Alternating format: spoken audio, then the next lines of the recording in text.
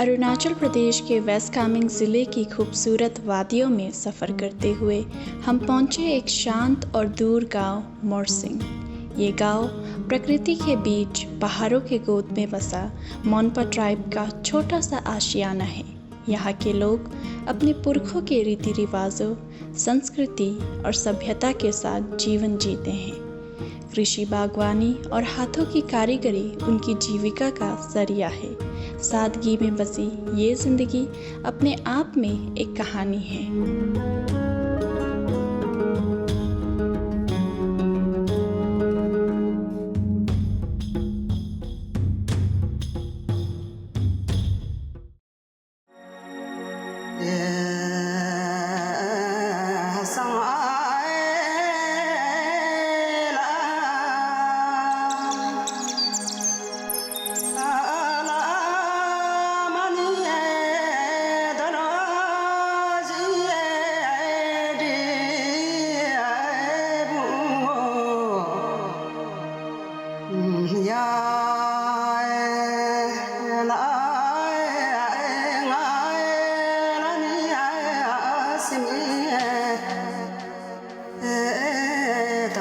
तो दर्शकों, हम आए हैं वेस्ट कामेंग ज़िले के दूर दराज गांव मोरसिंग में। तो कहा जाता है कि मोरसिंग में अभी भी मोनपा ट्राइब के लोग अपने पुराने घरों को संरक्षित करके रखे हुए हैं। तो आज हम उसी को देखने आए हैं। तो आप मेरे पीछे देख सकते हैं कि ये पत्थर और मिट्टी का बना हुआ घर, ये है मोनपा ट्राइब का घर, जो कि काफ़ी लगभग 500 साल पुराना है। तो आप देख सकते हैं इस घरों को, जो कि संस्कृति से लिप्त है।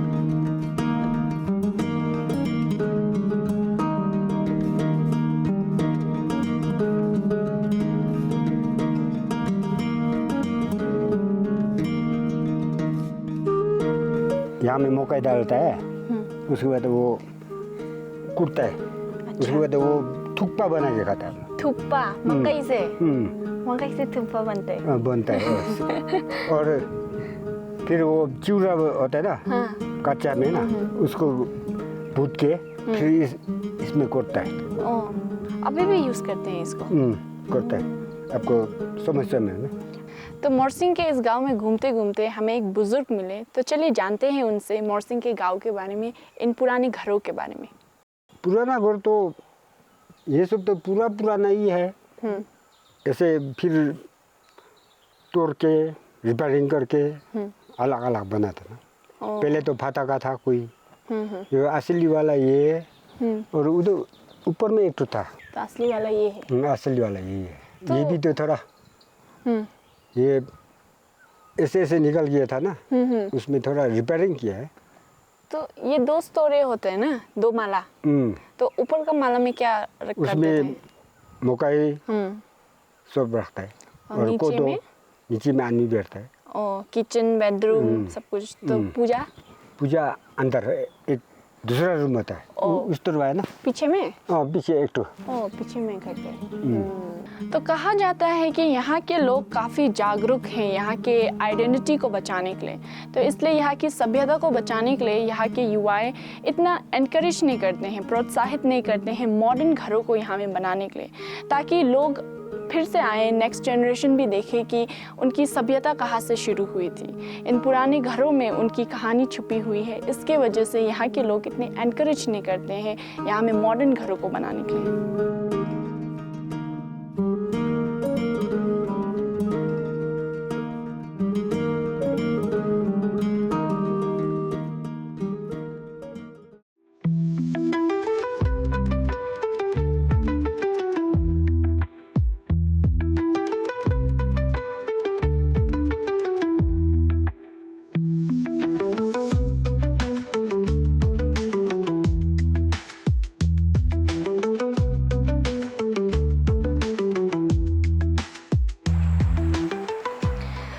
दर्शकों, मोरसिंग गांव में घूमते घूमते यहाँ के रहने वाले गांव वालों से हमें पता चला कि यहाँ में एक ऐसा स्कूल भी है जहाँ में सामान्य शिक्षा और भौतिक शिक्षा, आधुनिक शिक्षा के साथ साथ भी एक ऐसी शिक्षा दी जाती है यहाँ के बच्चों को जो सामान्य स्कूलों में नहीं मिलती है। और वो शिक्षा है बोधी लिपि की शिक्षा, जो कि बहुत पुरानी लिपि है, तिब्बत और भूटान में पढ़ाई जाती है। लेकिन यहाँ खुनफेन रेसिडेंशियल स्कूल में उस शिक्षा को यहाँ के बच्चों को पढ़ाया जाता है। तो आज हम इस खुनफेन रेसिडेंशियल स्कूल के बारे में जानेंगे और बोधी लिपि शिक्षा के बारे में भी जानेंगे। तो चलिए मेरे साथ एक बार दर्शन कर लेते हैं इस स्कूल का।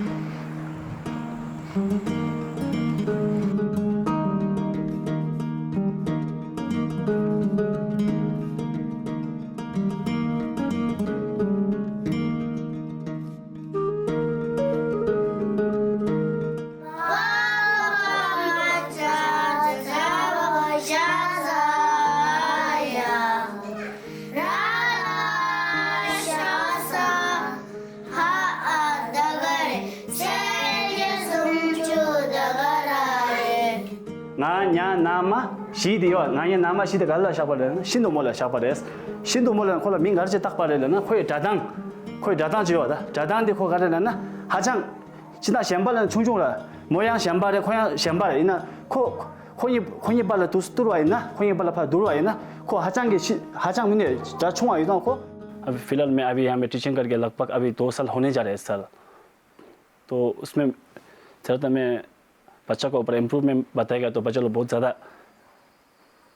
ज़्यादा इम्प्रूवमेंट है। तो देखा जाएगा तो अभी क्लास में अभी फ़िलहाल मैं क्लास ले रहा हूँ। तो क्लास 1 से लेकर क्लास 8 तक मैं क्लास ले रहा हूँ। तो खास करके अभी क्लास जो 1 में पढ़ा रहे हैं हम सरजे सुमजो पढ़ा रहे हैं सरजे सुमजो। तो सरजे सुमजो जो हम लोग एक पौधी का बेसिक एजुकेशन हो बेसिक वो अल्फ़ाबेट या सरजे सुमजो जो हम लोग बेसिक वो होते हैं अल्फ़ाबेट, जैसे कि हम लोग अल्फ़ाबेट होते हैं इंग्लिश में होते हैं हिंदी में। तो उसी तरह तो सरजे सुमजो से लेके अभी ग्रामर हो गया। क्लास 3-4 से लेके फिर हम लोग का बोडी का ग्रामर स्टार्ट हो जाता है। जैसे कि ग्रामर में 2 प्रकार का होता है, एक जो होता है सुमचुपा होता है सुमचुपा, एक जो होते हैं तंगजुक। तो अभी तंगजुक जो हम लोग स्टार्ट होते हैं यहाँ में क्लास 8 से होता है। तो अब क्लास 8 से होता है। तो अभी फ़िलहाल क्लास 1 से लेकर क्लास 8 तक मैं अभी फ़िलहाल मैं बच्चा लोगों को क्लास ले रहा हूँ। अभी मैं क्लास 8 में जो पढ़ा रहा हूँ तो उस डिबेट पे पढ़ा रहा है जो बेसिक। अभी क्लास 6, 7, 8 को मैं बेसिक डिबेट होता है। तो हम लोग का ये टिबेटन बेसिक डिबेट होता है, जैसे कि खातो कर्मा बोलते हैं। तो वो चीज़ पढ़ा रहा है, जैसे कि अभी ये वाइट है तो वाइट क्यों है, इसी तरह का डिबेट होता है। तो वाइट है तो क्यों है, अगर ये ब्लैक है तो ब्लैक क्यों है, कैसे है। तो इस टाइप का जैसे कि हम लोग खातो कर्मा बोल के होते हैं वो सब पढ़ा रहा है अभी बेसिक एजुकेशन। तो मेरा जो अभी जो डिग्री के ऊपर 1-2 शब्द फिर ऐड करना चाहूँगा। तो मेरा डिग्री जो है जैसे कि BA होते हैं उसको शास्त्री बोलते हैं। तो उसके बाद ये MA जो होता है उसको बोलते हैं आचार्य। तो बेसिकली जो हम मेरा प्रीवियस स्कूल के बारे में 1-2 शब्द मैं बताना चाहूँगा। तो central institute Himalayan culture centre Da Hong जो है, खास करके हम लोग का ये मन का कल्चर हो गया, रिलीजियस हो गया, उसको प्रिजर्व करने के लिए हमारा ये हिज इमिनेंस 13 गोंजा रिमुच ने वो उसको 2003 में उसको इस्टेब्लिश किया है। तो खास करके ये मोनपा समाज हो गया और ख़ास करके ये हिमालयन रीजन जितना भी बुद्धिज़्म को फॉलो करते तो उसके लिए खास बनाया गया है। तो उसके बारे में 1-2 शब्द में ऐड करना चाहता था। And thank you. सा याशा सानमो ना냐 नामा शिंदोमो राला हाआ मोशमते 아니 체메 제경자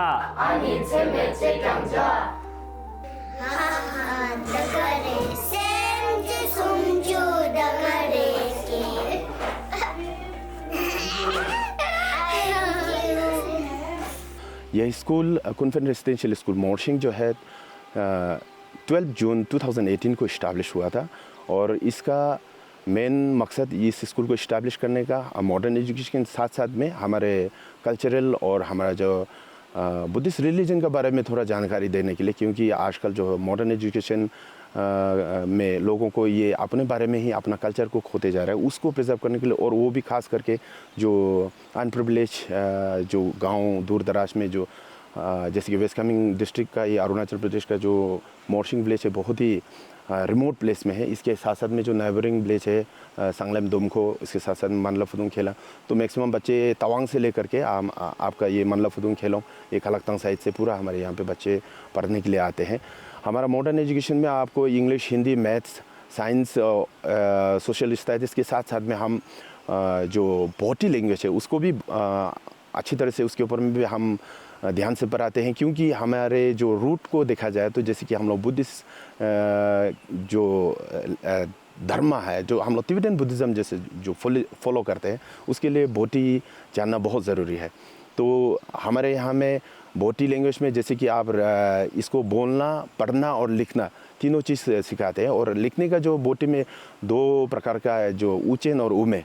तो ऊचेन मैक्सिमम सभी लोग ऊचेन तो लिख लेते हैं, लेकिन उमे जो है मोनेस्ट्री के अलावा स्कूलों में जो अभी तो कोई भी नहीं लिखता है, लेकिन हमारे यहाँ पे उमे का जो स्क्रिप्ट है वो भी हमारे बच्चों को लिखने का प्रैक्टिस कराते हैं। तो ऐसे करके हमारे बच्चे जो है बहुत इंटरेस्ट भी ले रहे हैं और क्लास 1 से लेकर के क्लास 8 तक ये बोटी पढ़ते हैं। तो इनको पढ़ना, लिखना और बोलना सभी को लगभग जो सीनियर क्लासेस वो फ्लुएंटली बोल भी सकते हैं और पढ़ लिख तो सभी लोग सकते हैं।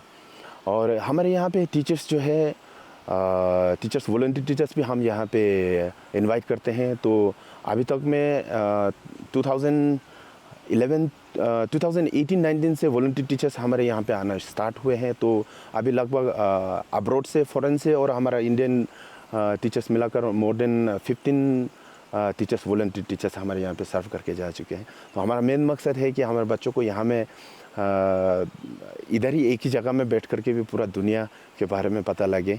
और अभी फ़िलहाल में हमारा एक टीचर है वॉलंटियर टीचर इंडिया से, रांची से, और professionally he is an advocate. तो 15 इयर्स एडवोकेसी करने के बाद में अभी यहाँ पे साइंस और मैथ्स पढ़ा रहे हैं। अभी 1 साल होने जा रहा है। और बाकी टीचर्स तो मतलब लोकली भी मिल जाते हैं, और कुछ एक एक तो राजस्थान से भी है हमारा हिंदी टीचर। और इस प्रकार से हम यहाँ पे एक छोटा सा दुनिया और बच्चों को नॉरिश करके इनका फ्यूचर को अच्छा बनाने का हम प्रयास कर रहे हैं। तो दर्शकों, ये थी हमारी खुनफिन रेसिडेंशियल स्कूल और यहाँ के स्टाफ और बच्चे। तो यहाँ से बात करके पता तो चल गया होगा आप लोगों को भी कि इन्होंने कैसी पहल की है, हाँ, इसके कल्चर को प्रिजर्व करने की, संरक्षित करने की और प्रोटेक्ट करने की। तो काफ़ी अच्छी सोच के साथ, काफ़ी नर्म दिल और वॉलंटरी टीचर्स के साथ ये अपना स्कूल चला रहे हैं बिना किसी फ़ीस के। तो ये बहुत अच्छी पहल है इनकी तरफ से, और हमें भी इस स्कूल को योगदान देना चाहिए हमारी तरफ से। और दर्शकों से भी दरख्वास्त है कि ऐसे स्कूलों को हमें और प्रमोट करना चाहिए और हमारे कल्चर को प्रिजर्व करने के लिए इनसे सीखना चाहिए। तो चलिए यहाँ से आगे बढ़ते हैं और देखते हैं मोरसिंग में और हमें क्या क्या एक्सप्लोर करने को मिलेगा।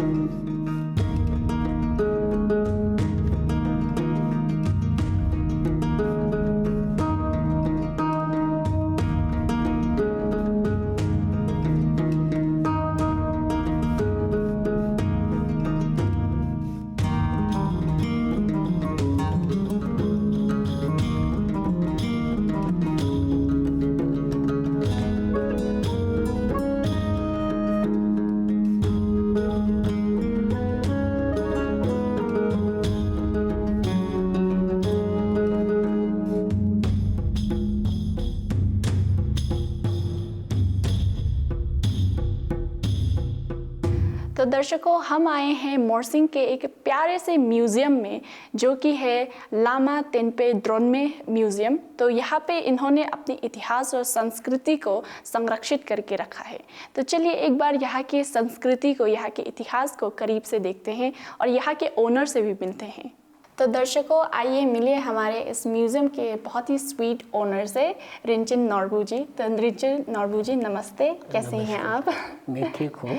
तो आप बताइए, आपने ये म्यूज़ियम कब से शुरू किया है?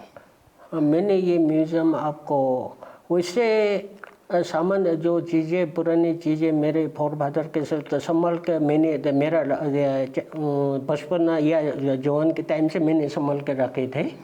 उसके बाद ऑफिशियली ज़्यादातर कलेक्शन या प्रोजेक्ट मैंने 2016 से किया है। तो आप एक रिटायर्ड टीचर भी हो और दर्शकों को पता नहीं होता होगा, रिंचिन नॉर्बू जी नेशनल अवार्ड भी मिला है उन्हें APJ अब्दुल कलाम जी से, मिनिस्ट्री ऑफ ह्यूमन डेवलपमेंट की तरफ से। तो आपने एक रिटायर्ड टीचर होके कैसे सोचा कि एक म्यूज़ियम खोलना है यहाँ में? तो वैसे मैं बचपन में मेरा ऐसे खूबी था कि म्यूज़ियम बोलकर के ऐसे आइडिया नहीं था, जो कि शौक जो मुझे ऐसे कुछ लकड़ी तेरे मेरे कुछ शेप फॉर्म में बैठा हुआ या पत्थर कुछ अजीब कुछ ऐसे ऐसे लाने से मुझे खूब पसंद लगता था। तो ये सब चलते चलते जॉब ड्यूटी के समय में मैं सर्विस का उसे में जैसे पास प्रेजेंट का बच्चों से इंटरेक्ट करके जैसे हमारे कुछ चीज़ों के नाम से ले करके बताने में, तो बच्चे लोग वो चीज़ों को दिखाई नहीं दिया तो कैसा होता है बोलकर ऐसे सवाल करता था। तो उसके तो मुझे लगा तो हमारा ट्रेडिशन जो खो रहा है, तो जो भी अभी मिलता है हमको उसको प्रिजर्व करना है, एक म्यूज़ियम के तौर पर रहना, ये समझा मैंने। काफ़ी अच्छी सोच है आपकी कि ट्रेडिशन को प्रिजर्व करना है, प्रोटेक्ट करके रखना है कि आगे आने वाली पीढ़ी भी इसे देख सके। ट्रेडिशन को लेकर के और उसके बाद हमारे रिलीजियस जैसे बुद्धि टीचिंग आगे यहाँ 104 वॉल्यूम मैंने प्रिजर्व करके ये भी मैंने रिसीव करके रखा हुआ है। डायरेक्टली इनडायरेक्टली अभी देश विदेशी लोग भी काफ़ी पहुँचा है यहाँ, जैसे आपको जापान से भी पहुँचा, ऑस्ट्रेलिया से पहुंचा, जर्मन से पहुंचा, उसके बाद आपको थाईलैंड से पहुंचा, सिंगापुर से पहुंचा। काफ़ी लोग अभी हमारे देश ये इंडिया के लोग तो अब ज़्यादा यूजुअली आते रहता है। तो इन लोग को मुझे बहुत मॉरल सपोर्ट और ब्लेसिंग देते हैं। तो मैं ये चाहता हूँ जिस लोगों ने विजिट करके गया, मुझे ब्लेसिंग दिया, ये मॉरल सपोर्ट दिया, मैं इन लोगों को भी धन्यवाद देना चाहता हूँ। और जितने भी लोग जिसने विजिट नहीं हुआ तो आइए, कोशिश कीजिए, देखिए, और जो कौमी है हमको ये सलाह दीजिए, मैं उसको फॉलो करेगा और भी मैं आगे ये प्रिजर्व करके प्रमोट करके हमारा सोसाइटी को आगे ले जाने का मेरा मकसद ये रखा है। ये जो हमारे ये ट्रेडिशन के मनपा ट्राइब्स में ये शुगु पेपर को हमें शुगु कहता है। तो शुगु बनाने का एक ये जो इंस्ट्रूमेंट है, इसके ऊपर में आपको मसाला जो पेपर का जो मटेरियल्स जो है, इसके छोटा सा पानी ताला बना के रखा हुआ, उसके ऊपर ये रखेंगे। उसके बाद वो मटेरियल वो सोर्स डाल कर उसको हिला के तो संभाल के सुखा के रखने का, तो ये ऐसे पेपर बन जाता है। ये जो फ्रूटसेट कहता है हम लोग, यानी कंगी, आपको जैसे वुडन कुछ साफ करने का, उसको मटेरियल से गन्नी को ताकि साफ करके उसके बाद ही इसको सुतीली काटा जाता है ना। तो इसमें छोटे छोटे एकदम बहुत टाइम लेने की वजह से बाद में मॉडिफाइड करके अभी ये इसी साइज के मिलेगा आपको। ये दो तरह के ब्लैंकेट होता है हमारे पहले, तो एक प्लेन में होता है वो सीधे नामू थांगा बोलता है। उसके बाद ये जो फार के साथ जो होता है वो चुकटुक थांगा है। थांगा मीन्स ब्लैंकेट ही है, तो चुकटुक और नम्बू ये शीप के वूल से बना है। शीप का वूल से बना है। ये जो आपको हमें ये सा खोदर मीन्स सा मिट्टी, खोदर मीन्स केतली, चाय की नमक की केतली। पहले में तो चीनी हमें कहाँ चीनी मिलता ही नहीं था, तो नमक की चाय पियेंगे। आपका नमक का चाय इसमें प्रिपरेशन चायपत्ती उबलेंगे, उसके बाद इसमें डालेंगे और उसके बाद आपको तो ये घी, बटर, दूध, नमक डाल करके ये मिक्सर ऐसे मारेंगे। स्टोन एग्रीमेंट के साथ ये पंख मुर्गा का हो या ये चिड़िया का जो भी हो, एक पंख जो कैरी करके किसी ने जो लेकर जो मिलता है तो हमें समझ लेता है कि उनको जल्दी संदेश, किसको भी संदेश जो देना हो जल्दी देरी नहीं करना है। उसके बाद वो एग्रीमेंट स्टोन के साथ अगर रस्सी लेकर के जो देखता है तो वो जिसके पास जाता है उन्होंने कुछ ना कुछ गलत किया है तो उनको अरेस्ट होगा। उसके बाद फिर स्टोन एग्रीमेंट स्टोन के साथ अगर मिर्ची कैरी कोट का किसी के पास जाता है तो उन्होंने फिर समाज के लिए कुछ ना कुछ गलत किया है, इसलिए उनको सजा होगा। हमारा ये खेल को जो कुलकवा कहते हैं, हमारे गेम भी ज़्यादातर हमें न्यू ईयर लोसर के टाइम पर खेला जाता है। उसमें आपको ये लाइनिंग में बीच में सेंटर रहेंगे और सेंटर में दोनों साइड में बराबर 10 होगा तो दूसरे भी 10 या 25 होगा 25। उसके बाद हम उसको मारेंगे, हम जितना गिरेगा उतना मैं उठाएगा और दूसरे टीम जो गिराएगा जितना गिराएगा उतना उठाएगा। गिरा नहीं पाएगा, मैंने गिराएगा, मैंने ले जाएगा उनका शेयरिंग में। तो एक बार आप हमारे दर्शकों को खेल के दिखा दीजिए इस खेल को कैसे खेलते हैं। अच्छा, तो उसको स्ट्राइक उसको मारने का हमें इस एक ऐसा एक ये क्लॉक लेना पड़ता है स्ट्राइकर जैसे कैरम का। तो उसको ऐसे कैच करके, इसका इतना ज़्यादा फंक्शन नहीं है जैसे ये तो कैचिंग है, तो फंक्शन आपको ऐसे करके इन दोनों ये 4 फिंगर दोनों जो इनका आपस में एक दूसरे का ऊपर प्रेस डालना पड़ेगा। डालने के बाद उसका स्पिनिंग करके उसको टारगेट वो देख करके उसको वो लाइनिंग को छोड़ना पड़ेगा।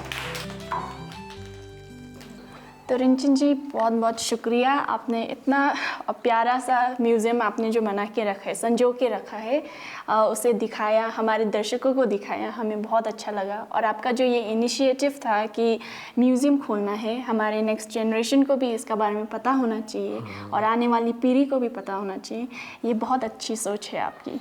तो इसकी वजह से आपको आपके विलेज को जो बेस्ट टूरिज़्म डेस्टिनेशन मिला है उसके लिए भी बहुत बहुत बधाइयाँ। एंड यही तक था हमारा यहाँ म्यूज़ियम तक का सफ़र। आगे हम और देखेंगे और एक्सप्लोर करेंगे। अभी के लिए रिंचन जी, कारिंचे। थैंक यू कारिंचे। या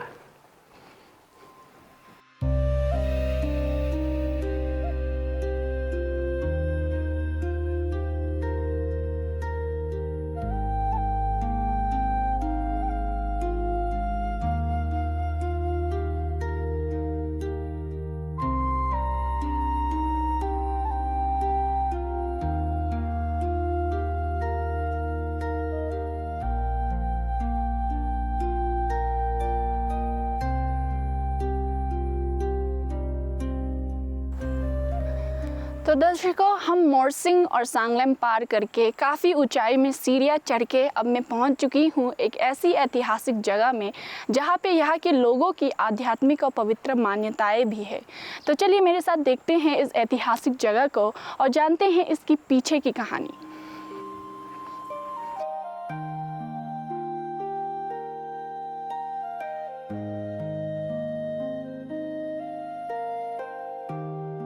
तो दर्शकों, ये है ताकलुंग। तो यहाँ के लोग कहते हैं कि ताक मतलब टाइगर और लुंग मतलब पत्थर। तो काफ़ी विचित्र और दिलचस्प सी कहानी है इस जगह की कि यहाँ लामा तेनपे द्रोनमे जी इस पहाड़ में आए थे। घूमते घूमते उन्होंने इसी पत्थर के ऊपर एक टाइगर को धूप सेकते हुए देखा, तो काफ़ी पवित्र लगा उन्हें। उसी के चलते उन्होंने ये फोर्ट भी बनाया था जो कि पहले मोनेस्ट्री थी, ताकलुंग जोंग, जो कि बाद में एक फोर्ट बन गया। तो इसी के ऊपर ही बना था ताकलुंग जोंग, जिसे मैं थोड़ी देर में आपको दिखाऊंगी।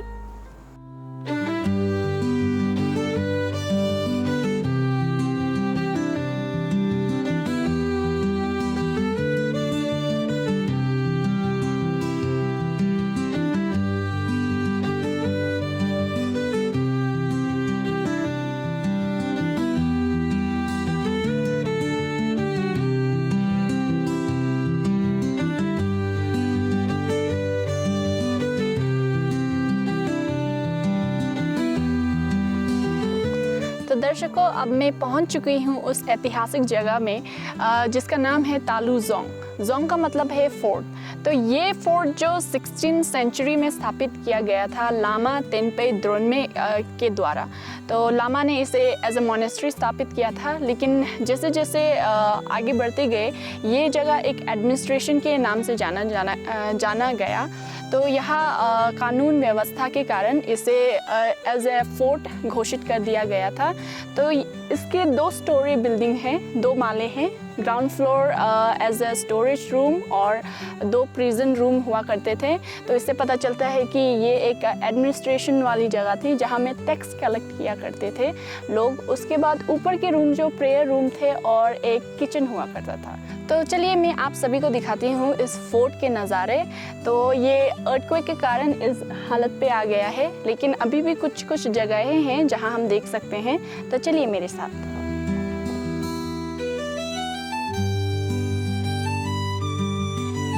तो ये है तालुजुंग फोर्ट का अंदर का नज़ारा। तो ये अर्थक्वेक के कारण ऐसी ख़राब स्थिति में आ गई है। तो मुझे लगता है कि यहाँ से ऊपर तक का अपर फ्लोर हुआ करता था और ये नीचे का ग्राउंड फ्लोर हुआ करता था, जो कि स्टोरेज रूम और एज ए प्रिजन यूज़ किया करते थे। और ऊपर के रूम जो प्रेयर रूम और किचन हुआ करता था। तो ये है हमारा फोर्ट जो एज ए मोनेस्ट्री पहले स्थापित किया गया था, उसके बाद एडमिनिस्ट्रेशन क्षेत्र बनाया गया था इसे।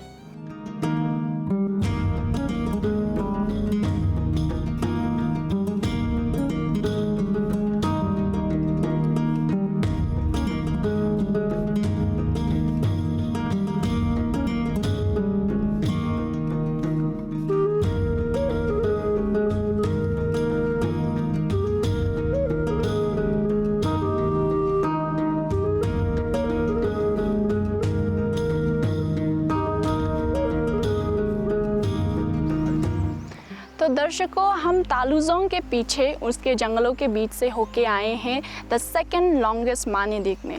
तो ये है द सेकेंड लॉन्गेस्ट माने, जो कि करीब 13-14 सेंचुरी के आसपास बनाया गया था और ये लगभग 95 मीटर लंबा है।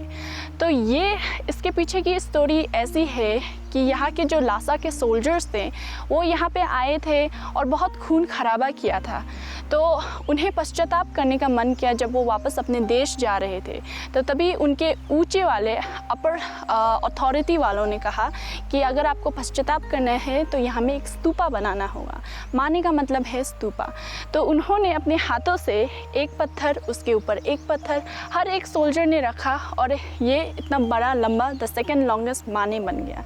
तो ये इसे ह्यूमन मेड भी कहा जा सकता है। इस स्तूपा को कोई आधुनिक चीज़ यूज़ नहीं की गई है इस स्तूपा में।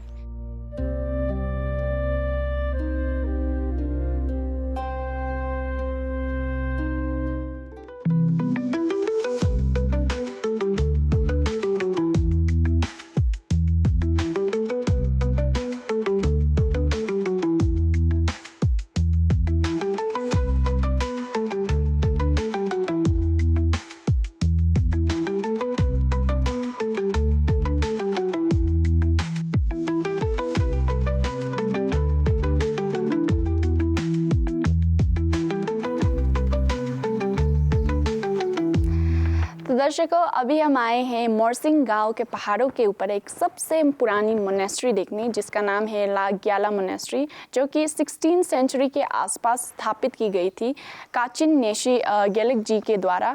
तो काचिन नेशी गेलेक जी खानद्रोमा जांगमू देवी जी के बेटे थे, जो कि उनके पुनर्जन्म के रूप में यहाँ आके इस मोनेस्ट्री को स्थापित किया था। तो आप सोच रहे होंगे कि खानद्रोमा जांगमू जी कौन है, उनके बारे में भी हम और विस्तार से जानेंगे, लेकिन उससे पहले हम इस मोनेस्ट्री को देख लेते हैं।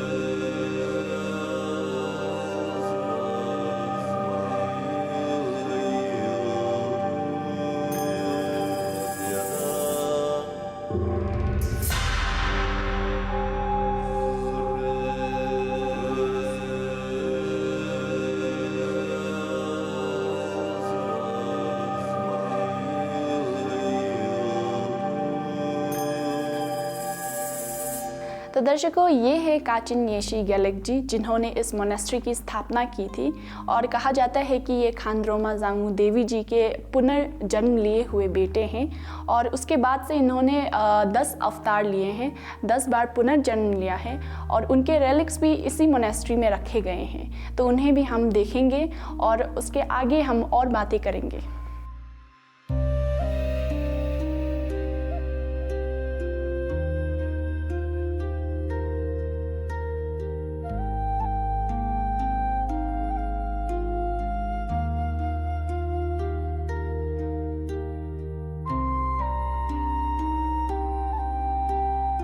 तो ये है काचिन येशी गेलेक जी के अवतार लिए हुए रेलिक्स, उनके स्तूपा जहाँ में उनके रेलिक्स रखे गए हैं।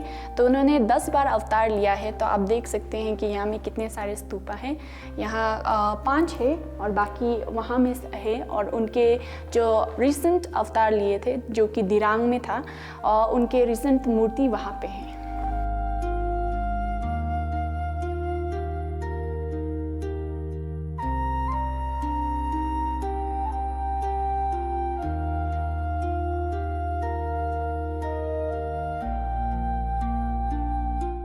तो दर्शकों, जो ये आप छोटा सा कमरा देख रहे हो जहाँ में मैं बैठी हुई हूँ, वो कोई आम कमरा नहीं है। वो देवी खानरोमा जांगमू जी का आध्यात्मिक स्थल है जहाँ वो मेडिटेशन किया करती थी और यहाँ पे ही उन्होंने मेडिटेशन करके स्वर्ग की प्राप्ति की थी। तो ये यहाँ की लोक कथा या मान्यता नहीं है। कहते हैं कि यहाँ में एक बहुत बड़े सिद्ध गुरु आए थे लासा से, जिन्होंने मोरसिंग पहुँचने के बाद देखा कि यहाँ मोरसिंग के पहाड़ों में एक चमकती हुई चीज़ दिखाई दे रही है। उनकी जिज्ञासा यहाँ उन्हें पहाड़ों पे लेके आई और जब वो यहाँ में आए तो उन्होंने देखा कि यहाँ में खानरोमा जांगमू जी का स्कल है, जिनकी प्राप्ति करके वो तावांग चले गए। तो कहते हैं कि वो स्कल अभी भी तावांग में है और यहाँ में उनकी मूर्ति भी है जो गुरु आए थे, सिद्धा थांगथोंग ग्याल्पो जी। तो आप यहाँ का नज़ारा देख सकते हैं और उनकी मूर्ति भी देख सकते हैं।